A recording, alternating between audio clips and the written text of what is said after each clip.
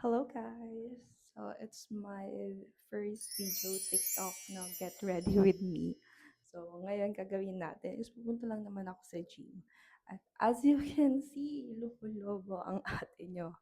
Yes, kasi galing kami sa trip last month sa birthday trip ko. It's my tradition birthday trip.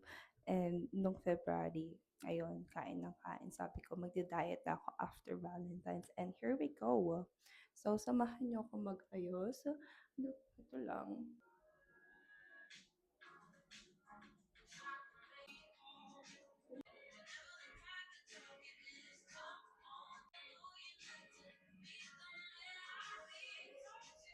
Here, as you can see. Yan. Dahil siguro sa hair oiling ko. So, I need to fix. Wait lang, lagay nga natin dito.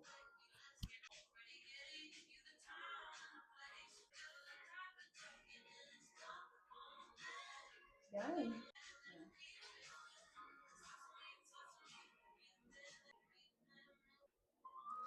Sunscreen.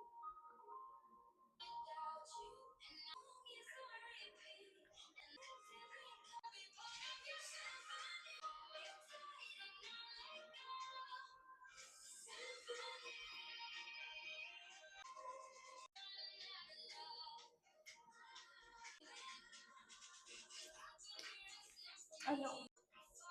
OG. Ito na, I'm still using this.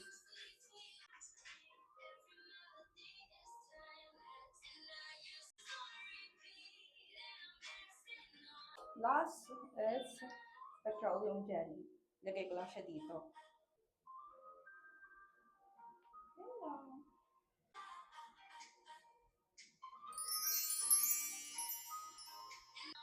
Last one is my smartwatch from Avalon.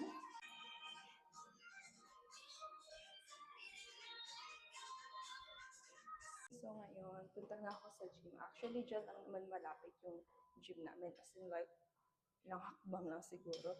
Yan, dala ko lang yung Kifa out, tubig ko, and also yung tap for the elevator. Yun, ang taba ko na. Lumusog tayo ngayon, pero babawiin natin yun. So, samahan niyo ako.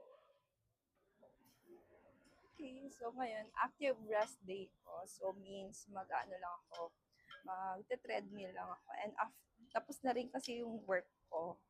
Like, tapos na ako ng process and after ng training, nag-training ako, nagturo